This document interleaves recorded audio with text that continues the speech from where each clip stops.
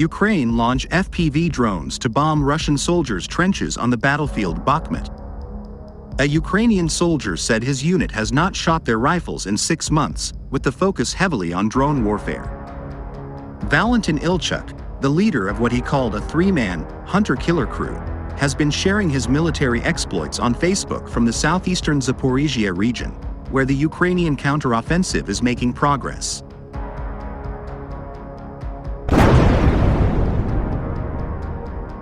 Ilchuk's unit uses self-exploding drones to target Russian positions far behind the front lines, and he told that these weapons are the future of modern warfare. "If you ask me what war will be like in 5 to 10 years, there will be far fewer rifles," he said. "Sometimes we joke about having to drag our rifles around with us because, in half a year, we haven't shot them once," he told the outlet. "This is the future of warfare, shooting drones at each other rather than bullets or shells."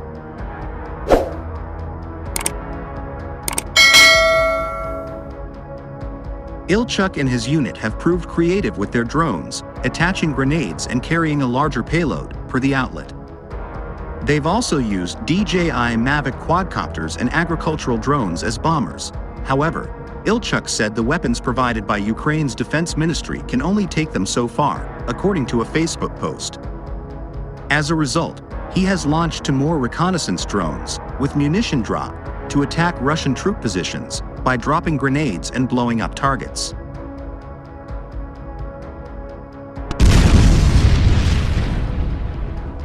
Russian and Ukrainian forces have leaned heavily into using drones in the current conflict, both for reconnaissance as well as for carrying explosive payloads. Last Friday, the Ukrainian energy company Okko published footage showing Ukraine's military using a single drone with a high optical zoom to locate the positions of Russian surface-to-air defenses, which were then destroyed with Himars.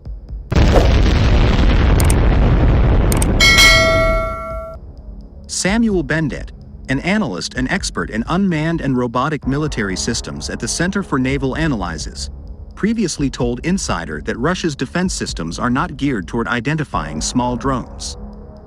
In late August, Kyiv used cardboard drones from Australia to damage 5 fighter planes at a Russian airfield. More recently, Ukrainian IT company Kosmolot said it had delivered the first of 15 Punisher attack drones to the Ukrainian army, which it claimed were resistant to electronic warfare.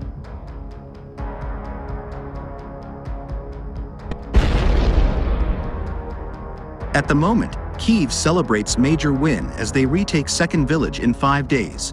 Ukraine's attack on and around Bakhmut, the besieged city seized by the Wagner Group in May after a bloody 10-month battle, is widely regarded as a fixing operation, ostensibly to prevent Russia from reinforcing its defenses further southwest in Zaporizhia Oblast. Ukraine has liberated a second village in 5 days to the southwest of Bakhmut, a city razed to the ground by Russian mercenaries that now carries unique symbolic value to both sides.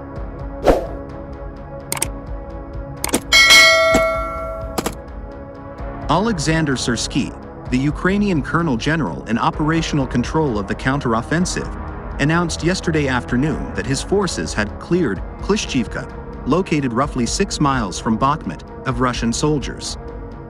The forces responsible for the liberation, led by the 80th Separate Airborne Assault Brigade, who have been stationed near Bakhmut for most of the year, were later praised by President Volodymyr Zelensky as warriors.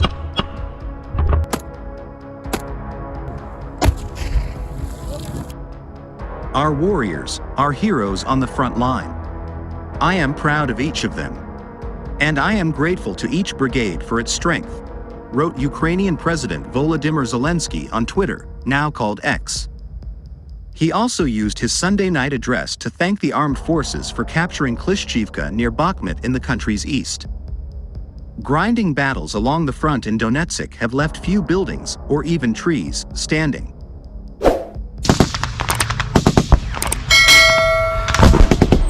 The recapture of this small town came less than 5 days after Ukrainian officials announced their forces had liberated Andriivka, another settlement 2 miles further south. While the territorial gains of these two operations appear insignificant when measured against the 600-mile front line, They represent a resounding success of military strategy, preventing some of Russia's most elite troops from being redeployed to areas where Ukraine are staging their main axis of attack further southwest.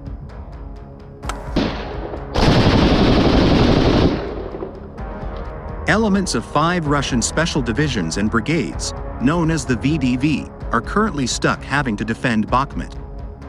As the only significant territory captured by Russia in the last year, the city is a poison trophy for Vladimir Putin, vital to maintaining the illusion of the special military operations success to his own people. But Russia's Southern Military Command would much rather those forces were in Zaporizhia Oblast, on the Orikhiv axis, which has emerged as the main line of Ukraine's counteroffensive.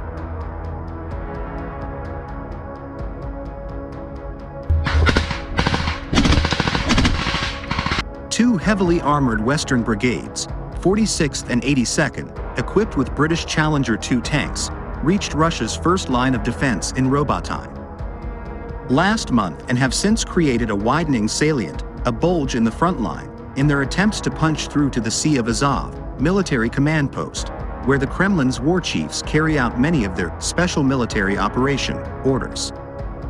The attacks around Bakhmut, namely on Klishchivka most recently, have indirectly contributed to the successes south of Orikhiv by fixing those VDV forces further east.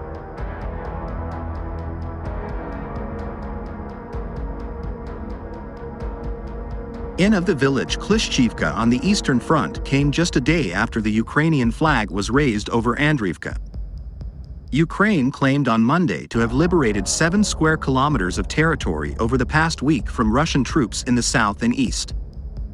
Russia has not officially commented on Ukraine's claims, but its supporters in the Donetsk region have dismissed the significance of the victories, saying the 2 villages are unoccupied and reduced to rubble.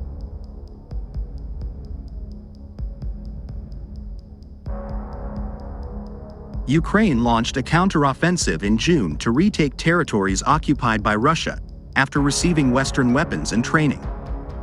Ukrainian soldiers now appear to be closing in on Bakhmut, the scene of one of the bloodiest battles in the war so far. Should they recapture the town, it would be a major symbolic victory,